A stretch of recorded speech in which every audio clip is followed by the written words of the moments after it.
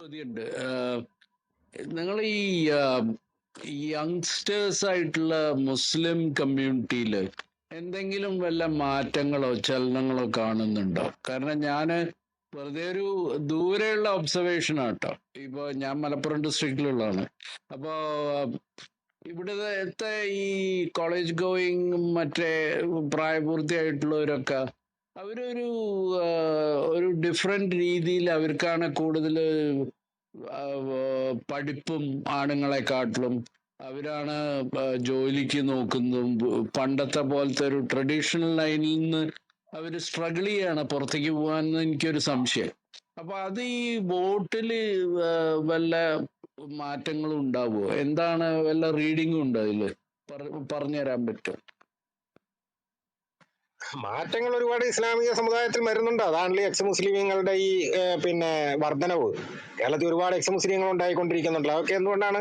ഇസ്ലാമിൽ നിന്നും പോകുന്നവർ തന്നെയാണ്. അപ്പൊ അവർ ഈ എക്സ് മുസ്ലിങ്ങളിൽ ഭൂരിഭാഗം ആൾക്കാർക്കും ഇപ്പൊ ബി ജെ പിയുടെ ചായ്വുണ്ട്.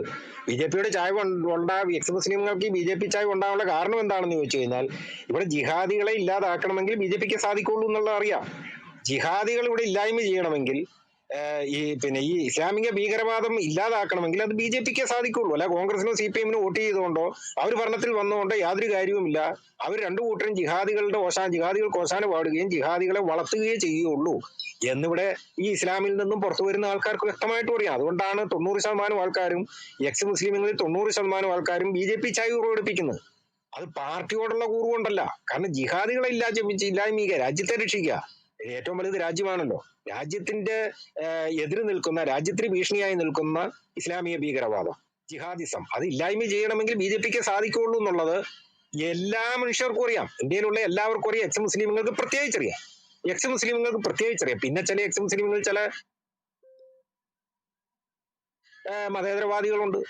അത് ആ മതേതരത്വം എന്ന് പറയുന്ന അവർക്ക് അറിയാൻ പാടില്ലാത്തതുകൊണ്ടാണ്. അത് അവരുടെ ഓർമ്മ ഇതൊക്കെ ഈ ബോധവൽക്കരണത്തൂടെ തന്നെ ജിഹാദികളെ ഒരിക്കലും ജിഹാദികളെ ബോധവൽക്കരണത്തൂടെ ഇല്ലായ്മ ചെയ്യാൻ സാധിക്കില്ല. ഇസ്ലാമിക ഭീകരവാദം ബോധവൽക്കരണത്തിലൂടെ അമർച്ച ചെയ്യാനേ പറ്റിയല്ല. അതിന് ആയുധം എടുക്കണം. അതിന് നിയമനിർമ്മാണങ്ങൾ കൊണ്ടുവരണം. അതിന് പ്രതിരോധങ്ങൾ കൊണ്ടുവരണം. എന്നാലേ സാധിക്കുള്ളൂ. നിയമനിർമ്മാണത്തിലൂടെ തന്നെ ഇല്ലാതാക്കാൻ പറ്റുള്ളൂ. ഇപ്പൊ നരേന്ദ്രമോദി സർക്കാർ എങ്ങനെയാ ചെയ്യുന്നത്? നിയമനിർമ്മാണങ്ങൾ നടത്തിക്കൊണ്ടിരിക്കുന്നു. ഓരോ ഇപ്പൊ കാശ്മീരിലെ 307 എടുത്തു കളയുന്നു, ഏക സിവിൽ കോഡ് കൊണ്ടുവരുന്നു, പിന്നെ മുത്തലാഖ് നിരോധിക്കുന്നു. ഇതൊക്കെ ജിഹാദികൾക്കുള്ള ഓരോ അടികളാണ്. അവരുടെ തലമുണ്ടക്കിട്ട് കൊടുക്കുന്ന ഓരോ അടികളാണ്. ഇപ്പൊ ഏക സിവിൽ കോഡ് വരുമ്പോൾ തന്നെ ഏകദേശമൊക്കെ ഒരു ഇതിലാവും. പിന്നെ മതപരിവർത്തന നിരോധന നിയമം കൊണ്ടുവരുന്നു. ഇങ്ങനെയൊക്കെ നിയമനിർമ്മാണങ്ങളിൽ കൂടി മാത്രമേ ജിഹാദികളെ ഇല്ലാതാക്കാൻ പറ്റുള്ളൂ. അത് എക്സ് മുസ്ലിമുകൾക്കറിയാം. 90% എക്സ് മുസ്ലിങ്ങൾക്ക് അറിയാം. അതുകൊണ്ടാണ് അവർ ബി ജെ പി ചായ്വ് പ്രകടിപ്പിക്കുന്നത്. അപ്പൊ അവരുടെ വോട്ട് ബി ജെ പിക്ക് തന്നെ വീഴുകയുള്ളൂ. അല്ല കോൺഗ്രസിനോ സി പി എമ്മിനോ ചെയ്തിട്ട് കാര്യമില്ലല്ലോ. കാരണം ഇവിടെ ജിഹാദിസം വളരുമല്ലേ ഉള്ളൂ. അന്നേരം അവര് അങ്ങനത്തെ ബുദ്ധിമോശം കാണിക്കല. അതുകൊണ്ട് ബി ജെ പിക്ക് വളർച്ച ഉണ്ടാകുകയുള്ളൂ. ഇവിടെ തളർച്ച ഉണ്ടാകുകയില്ല. അത് ഈ ജിഹാദികളോടുള്ള എതിർപ്പാണ്, ഇസ്ലാമിക ഭീകരവാദത്തോടുള്ള എതിർപ്പാണ്, വേറൊന്നുമല്ല. Okay, thank you. മനസ്സിലായെന്ന് കരുതുന്നു.